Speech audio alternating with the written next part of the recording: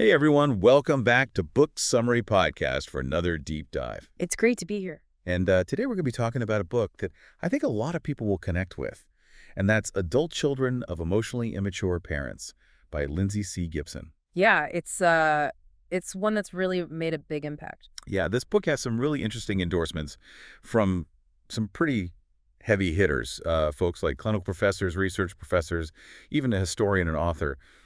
And they all seem to point to this book as a really great blend of both research, but also real-life stories, and also some practical advice. So if you're finding this deep dive helpful, go ahead and smash that like button and subscribe to the channel for more deep dives into fascinating books like this one. So the book starts off by defining what exactly is meant by emotional immaturity in parents. And it's not just about being a bad parent in the traditional sense. It's more about the sort of underlying fear of genuine emotion and a reliance on coping mechanisms that really just avoid dealing with reality. Okay, so how would that play out in real life? What does that look like? Well, think about you know how you might avoid a difficult conversation or put off dealing with a problem? Yeah. So emotionally immature parents kind of do this on a much larger scale. They might resist self-reflection. They might struggle to apologize sincerely. Their emotional responses might be all over the place, leaving their kids feeling confused and emotionally neglected. And that emotional neglect is really kind of the kicker there, right? I mean, it's not always as obvious as like physical neglect, but it can really leave a lasting impact. Exactly. And one of the biggest impacts the book talks about is this feeling of emotional loneliness that many adult children of emotionally immature parents carry with them. It's like this persistent emptiness, even if their lives look successful on the surface. Yeah. Have you seen that in your work? People who seem to have it all, but still feel deeply unfulfilled. All the time. And it can be really confusing for those people because they feel guilty, for being unhappy when they seemingly have everything they should want. But deep down, that core need for emotional connection just wasn't met in their childhood. So they're still searching for it, often in all the wrong places. It's like trying to fill a void that only true emotional intimacy can fill. And it's interesting how the book highlights that this loneliness can actually perpetuate a cycle. They might unknowingly seek out similar relationships in adulthood, ones that can't truly give them what they need. Right. It's like they're drawn to the familiar, even if it's not healthy. And this isn't just about romantic relationships. By the way, it can show up in friendships, work relationships, any kind of close relationship. So if this is all stemming from emotionally immature parents, what does that actually look like? Can we break that down a little bit? Yeah, so the book dives into 4 distinct types of emotionally immature parents, each with their own way of contributing to this dynamic. And it's important to note that no parent fits perfectly into one category. But these types can help us understand the different ways that emotional immaturity can manifest. Okay, I'm intrigued. Tell me more about these 4 types. So the first type is what the book calls emotional parents. And these are parents who are often ruled by their own feelings, which creates a lot of chaos and anxiety in the family. So think of the parent who explodes over seemingly small things. Or maybe they guilt trip their kids constantly. Yeah, it's like the child never knows what to expect, and so they're always kind of walking on eggshells trying to avoid setting them off. The book actually gives an example of this with a woman named Stella who basically disowned her daughter simply because the daughter wanted to travel the world as a young adult. Stella took this as a personal rejection and reacted with this extreme anger. Wow, what an overreaction. It really shows how emotionally driven that response was. Right. It wasn't really about the daughter at all, right? Exactly. It was all about Stella's own fears and insecurities. And that brings us to the second type, which is the driven parent. So these parents are all about achievement and control. They tend to see their children as extensions of themselves, and they prioritize outward success over emotional connection. So it's less about these explosive emotions and more about this relentless pressure to perform. Exactly. And the book has this pretty compelling example of a woman named Trudy who casually gave away her daughter's beloved cat because it messed in the house. She just didn't even consider the emotional attachment that her daughter had to that cat. Yeah, it's so heartbreaking. To the parent, it might seem like a very simple thing, but to the child, that represents a lot more. Exactly. And these actions send a really powerful message to the child that their feelings don't matter or that they have to achieve perfection to be loved. That makes sense. They don't. Okay, so we've got emotional parents, driven parents. What are the other 2 types? The third type is what the book calls passive parents. And these parents are the ones who avoid conflict at all costs and often shirk responsibility. They might be kind, but they're not really present in a way that feels truly supportive. Yeah, so they're not necessarily abusive, but they're just not emotionally available when their children need them. Right. The book gives the example of a woman named Molly, whose father was a very kind man. But he essentially allowed Molly's abusive mother and sister to just mistreat her. He would just retreat to his garage instead of intervening or protecting her. Yeah, it's almost more painful in some ways to have a parent who is capable of that love and kindness, but chooses to remain passive in the face of suffering. Right. It's like it leaves the child feeling so utterly alone. And then the fourth type is the rejecting parent. These are the parents who actively withdraw from emotional connection. They minimize their children's feelings and needs. They might be openly critical or dismissive or just emotionally unavailable. So with rejecting parents, it's not just a lack of emotional connection. It's almost like a deliberate pushing away. Right. And the book gives the example of a woman named Brenda, whose elderly mother, Mildred, was completely self-centered. She always demanded Brenda's attention, but never really showed any interest in Brenda's life or feelings. It's like Brenda was just an extension of her mother there to meet her needs and nothing more. And that can be so damaging to a child's self-worth, I imagine. Absolutely. And again, it's important to remember that these are just four broad types, and real-life parents often exhibit traits from multiple categories. Right. But even just having these categories can be helpful, right? Yeah. Because it gives us a way to start understanding the dynamics that we might have experienced in our own families. Absolutely. And as you're listening to these descriptions, you might be thinking, wow, this sounds familiar. And if so, hit that like button to let us know and share your thoughts in the comments. Yeah. And don't forget to subscribe so you don't miss any future deep dives into fascinating books like this one. We'll be back soon with more insights into adult children of emotionally immature parents. Welcome back. So in the last part, we were really getting into the weeds of those four types of emotionally immature parents. And wow, I bet some of those examples really hit close to home for a lot of you. So be sure to share your thoughts and experiences down in the comments. We'd love to hear from you. Yeah, and it's fascinating how the book doesn't just describe these types.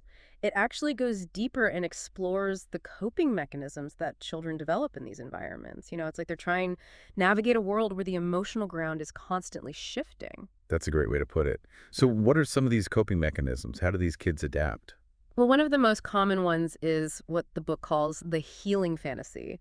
And this one really resonated with me. It's this subconscious belief that if we just behave in a certain way, if we're good enough, we can somehow change our parents and get the love we crave. Oh, I can see that. It's like this persistent hope, this belief that if we just crack the code, we can finally make them see it, love us the way we need. Exactly. It's like a bargain we make with ourselves, even if we're not consciously aware of it. And the book gives this really poignant example of a woman named Sophie who was constantly trying to please her emotionally distant boyfriend. Hmm. She kept hoping that if she was just patient and understanding enough, he would eventually open up and become more emotionally available. It's like she was pouring all this energy into trying to fix him instead of recognizing that he might not be capable of giving her what she needed. It's a painful pattern to witness, and I'm sure a lot of people can relate to that. Absolutely. And it's not just about romantic relationships either. It can show up in any close relationship where we're trying to change someone or fix them. And often this stems from that early experience of feeling like we weren't enough for our parents. So the healing fantasy is this kind of deep-seated belief that we can somehow make things right, even if it's beyond our control. What other coping mechanisms did the book talk about? Another one that stood out to me was the idea of the role self.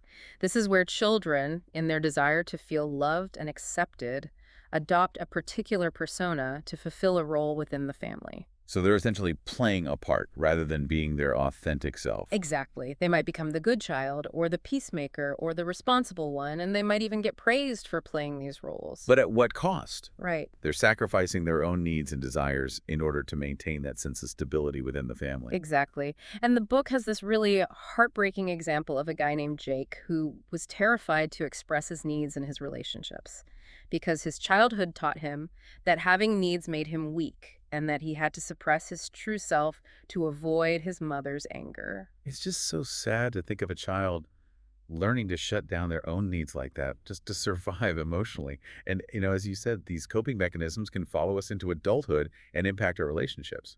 Oh, absolutely. And it's not that these coping mechanisms are inherently bad. They often serve a purpose. They can help children navigate difficult situations and protect themselves from emotional pain. But in the long run, they can become limiting because they prevent us from fully embracing our authentic selves and forming those healthy reciprocal relationships. So these healing fantasies and role cells are like these invisible scripts that we've internalized. And without realizing it, we might be living our lives according to those scripts. Exactly. And the book emphasizes that this isn't about blaming our parents or getting stuck in the past. It's about becoming aware of these patterns Yeah. so we can start to make different choices. Okay, so what does it look like to actually break free from these patterns? I'm sure a lot of people listening are thinking, okay, this all makes sense, but what now? Well, the book talks about this process of recognizing and letting go of those ingrained patterns. It calls it a process of breaking down and awakening. And it can be painful, it can be disorienting, but ultimately it leads to this deeper understanding of ourselves and a greater sense of freedom in our relationships. It's almost like those beautiful Japanese kintsugi bowls. You know, the ones where they repair the broken pieces with gold. So the cracks are still visible, but Mhm. they're part of what makes the bowl so unique and beautiful. I love that analogy. It reminds us that, these breakdowns, while challenging, can actually make us stronger and more resilient. And the book shares some really powerful stories about what this emotional awakening can look like. Well, I'm eager to hear about these stories. Mhm. They always make the concepts come alive for me. One that really stood out to me was Virginia's story. She started having panic attacks, which she eventually realized were triggered by her overbearing and judgmental brother. Her whole life she'd been trying to be the good daughter, avoid conflict, please everyone, but it was coming at a huge cost to her own well-being. It's amazing how our bodies sometimes send us those signals, like those panic attacks, to kind of let us know that something's not right. We need to pay attention. Exactly. And for Virginia, those panic attacks were a wake-up call. They forced her to confront the ways that she had been silencing her true self and to start setting boundaries with her brother. And it wasn't easy, but it was a huge step toward reclaiming her own life. It really highlights how sometimes these breakdowns, these difficult experiences, can actually be the catalyst for profound growth. What other examples of awakening did the book share? Well, there's Tilday's story, and I think a lot of people will relate to this. She was struggling with depression and guilt because of her mother's constant complaining. She felt this intense obligation to make her mother happy, but her efforts were never enough. It's that classic internalizer trap, right? Mm. Believing that we can somehow fix other people's unhappiness, especially our parents. Right, and it's exhausting because emotionally immature people are often resistant to change. They might even cling to their unhappiness because it gives them a sense of identity or control. Yeah, Tilda's story is a powerful example of how this pattern can play out. So how did she break free? Well, through therapy, she was able to acknowledge her true feelings about her mother. And it wasn't easy because it meant confronting a lot of anger and resentment that she had been pushing down for years. Yeah, that's such a brave step to face those so-called negative feelings, especially when we've been conditioned to believe that they're wrong or unacceptable. Right. And it was crucial for her healing because it allowed her to start separating from her mother's emotional needs and prioritizing her own well-being. So these stories really emphasize that awakening is a process, right? It's not like we just flip a switch and suddenly we're free. Yeah. It takes time and courage and often the support of therapist or a trusted friend. Right. And it's about recognizing that sometimes waking up means acknowledging feelings that we might have labeled as bad or unacceptable. But all feelings are valid. And by accepting them, we can start to understand ourselves better and make choices that are truly aligned with our needs. That's so powerful. So we've talked about breaking down those old patterns and starting to awaken to our true selves. What comes next in this journey? Well, the book goes on to introduce what it calls the maturity awareness approach. And this is where things get really practical. It's not about trying to change other people or force them to become emotionally mature. Instead, it's about shifting our own perspective and expectations. Okay, I'm really intrigued by this maturity awareness approach. What are the key elements? Well, it involves three main steps. The first is detached observation, and this is about learning to observe interactions more objectively without getting swept up in our own emotional reactivity. So it's about creating some space between ourselves and the situation, so we're not just reacting from that old familiar place of hurt or anger. Yes, exactly. It's like taking a step back and becoming more of a witness to what's happening rather than getting caught in the emotional drama. That sounds like a really helpful skill, especially when we're dealing with emotionally immature people. So detached observation is the first step.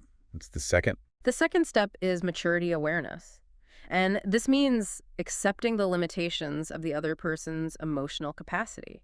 We're not expecting them to suddenly become someone they're not. So it's about recognizing that some people simply aren't capable of giving us the kind of emotional depth or support that we might crave. Right. And it's not about excusing their behavior, but it is about releasing that expectation that they're going to change. It's about working with reality rather than fighting against it. That makes sense. Yeah. Okay, so we have detached observation and maturity awareness. What's the third step in this approach? The third step is stepping away from the role self. We're no longer interacting from that place of a needy child seeking approval or validation. We're showing up as independent adults with our own needs and boundaries. So it's like we're rewriting that old script, right? We're no longer playing that familiar role. We're creating a new way of relating. Exactly. And this shift can be incredibly empowering because it gives us a sense of agency. We're no longer at the mercy of the other person's emotional whims. We're taking control of our own experience.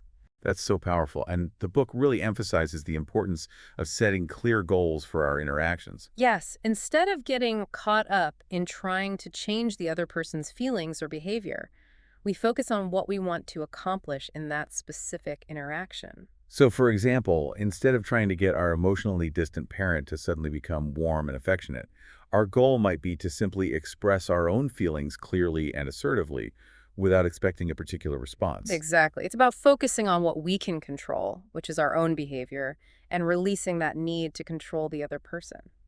The book actually shares this really interesting story of a woman named Annie who had spent years trying to win her mother's approval. But her mother was chronically insensitive and rejecting. All right, and Annie finally realized that her efforts to change her mother were futile. It was like trying to get someone with a snake phobia to cuddle a python. So what did she do? How did she change her approach? Well, she started focusing on managing the interactions rather than trying to force that emotional intimacy. She learned to set boundaries, detach from her mother's negativity, and express herself authentically without expecting a particular response. It sounds like she was finally able to break free from that emotional hostage situation that she had been in. Exactly.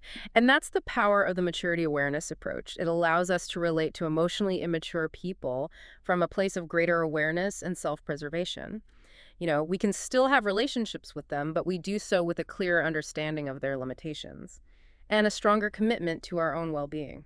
And this approach seems like it could be applied not just to parents, but to anyone in our lives who might be emotionally immature. Absolutely. It's a valuable tool for navigating any relationship where there's a significant imbalance in emotional maturity. This is all so helpful. We've covered a lot of ground, but there's one more thing I'm curious about.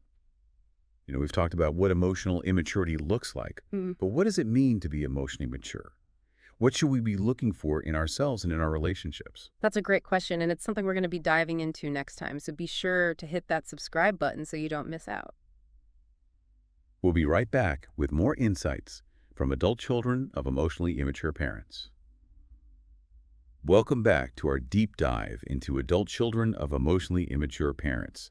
So far, we've really unpacked a lot. We've talked about the different types of emotionally immature parents, the coping mechanisms that their children often develop, and that powerful process of kind of breaking free from those ingrained patterns. But now I want to kind of flip the script a little bit and talk about what it looks like to be on the other side of that equation. What does it mean to be emotionally mature? And how can we recognize those qualities, both in ourselves and in others? Yeah, that's a great question. And, it's something that the book really dives into. I think, we've spent a lot of time unpacking the negative, but it's equally important to understand the positive, to know what we're aiming for. Absolutely. It's like having a roadmap to kind of guide us towards healthier, more fulfilling relationships. If we know what to look for, we can start making more conscious choices about who we let into our lives. Exactly. And one of the most fundamental qualities of emotional mature people is empathy. And this isn't just about feeling sorry for someone, it's about truly understanding and sharing their feelings, even if you don't agree with them. Yeah, it's like being able to step into their shoes and see the world from their perspective without judgment. Right. And emotionally mature people are also really good at picking up on those subtle emotional cues. They can sense when someone's feeling down, even if they don't say anything, and they respond in a way that feels genuine and supportive. It's like they have this built-in emotional radar that allows them to connect with people on a deeper level. Exactly. And another key characteristic is a secure attachment style. So this means they're comfortable with intimacy and vulnerability. They don't shy away from emotional closeness or play games to protect themselves. They're not afraid to let people in, to let their guard down. Right. The book gives this great example of a guy named Dan who was amazed by his new girlfriend's willingness to reciprocate his generosity. He had treated her to a nice dinner, and afterwards she genuinely wanted to do something nice for him in return. I can see why that would be a revelation for me. Yeah. Especially if you're used to people taking advantage of your kindness. It's easy to become guarded and cynical. Right, and for Dan, it really highlighted this key difference between someone who is emotionally secure and someone who's operating from a place of scarcity or neediness. Yeah, so it's not just about being nice on the surface. It's about having this underlying sense of self-worth and security that allows you to give and receive freely without keeping score. Exactly. Okay, so we've got empathy and secure attachment as those kind of two foundational pillars of emotional maturity. What else should we be looking for? Well, the book also talks about the importance of self-reflection and a willingness to be influenced by others. So emotionally mature individuals are able to step back and examine their own behavior and motivations. It's like they have this inner observer who's constantly checking in, asking, okay, what's going on here? What's my role in this situation? And they're not afraid to admit when they're wrong or to learn from their mistakes. They're open to feedback even if it's uncomfortable. They see it as an opportunity for growth rather than a personal attack. The book shares a story of a woman named Crystal who discovered that her husband was having an affair. And talk about a difficult situation. Right, but even in the midst of all that pain and betrayal, she was willing to work on the relationship, but she had a condition. Her husband had to be willing to engage in honest self-reflection and communication. That takes a lot of courage and maturity, both on her part and on his part. Absolutely. And it highlights that key difference between someone who's committed to growth and someone who's stuck in defensiveness and blame. So it's not about avoiding conflict altogether. It's about being willing to face it head-on with honesty and a desire to understand. Exactly. And speaking of conflict, the book also talks about healthy anger expression as a sign of emotional maturity. And this might seem a little counterintuitive because we often associate anger with immaturity. Right. It's like we think, oh, if you're getting angry, you must be losing control. Uh-huh. But, anger is a natural human emotion. It's how we express it that matters. Right. And emotionally mature people are able to express their anger in a way that's assertive, but not destructive. They communicate their needs and boundaries clearly without resorting to manipulation or aggression or passive aggressiveness. So it's about finding that balance between honoring our own feelings and respecting the feelings of others. And emotionally mature people are also able to move through anger and conflict constructively. They don't hold grudges. They don't punish others with silence or withdrawal. They're willing to have those difficult conversations, to apologize sincerely, and to work towards a resolution that benefits everyone involved. It sounds like emotional maturity is so much more than just being nice or avoiding conflict. It's about having the capacity for depth, for honesty, for accountability, and for growth. Exactly. And when we're surrounded by people who embody these qualities, our relationships feel safe, supportive, and inspiring. This has been such an insightful deep dive. We've really explored the nuances of emotional immaturity, the lasting impact it can have, and what it looks like to cultivate healthier, more mature relationships. But before we wrap up, the book offers some really practical advice on how to actually start developing these new relationship habits. So what are some of the key takeaways there? Well, one of the most important things is being willing to ask for help. And this can be challenging, especially for people who are used to putting their own needs last. But learning to ask for help is a sign of strength, not weakness.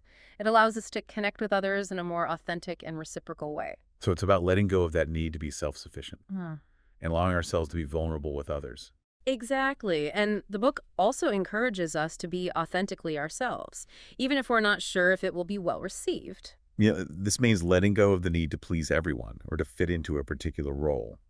It's about expressing our true thoughts and feelings, honoring our own values, and setting boundaries that protect our well-being.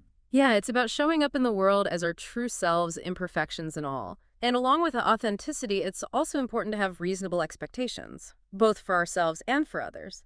This means recognizing that no relationship is perfect. Conflicts will arise, and people won't always meet our needs perfectly.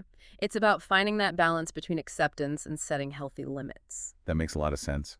And finally, the book talks about the importance of managing interactions, especially with emotionally immature people. And this is where all that work we've talked about, detached observation, maturity awareness, stepping away from the role self, this is where it really comes into play. Exactly. It's about setting clear goals for those interactions, staying detached from emotional reactivity, and focusing on what we can control, our own behavior and responses. It's not about trying to change the other person. It's about taking care of ourselves. So much of this really comes down to self-awareness and a commitment to our own emotional growth.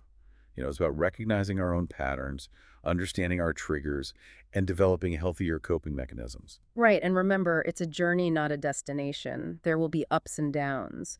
But with each step we take toward greater self-awareness and emotional maturity, our relationships become more fulfilling and supportive. This deep dive into adult children of emotionally immature parents has been incredibly insightful. It's given us a framework for understanding a really complex dynamic that I think so many people experience. And it's offered some really practical strategies for healing and growth. Yeah, and if you're ready to dive even deeper into this topic, we highly encourage you to check out the book. It's full of even more stories, insights, and exercises that can really support you on your journey toward emotional maturity and more fulfilling relationships. And as always, if you enjoyed this deep dive, don't forget to like and subscribe to our channel for more insightful book summaries. So as you move forward, I'd like to leave you with a final thought-provoking question to ponder. Now that you have a better understanding of emotional immaturity and maturity, what one small step can you take this week to start prioritizing your own emotional well-being and cultivate more fulfilling relationships? Thank you so much for joining us on this deep dive. Until next time, keep exploring, keep growing, and keep connecting.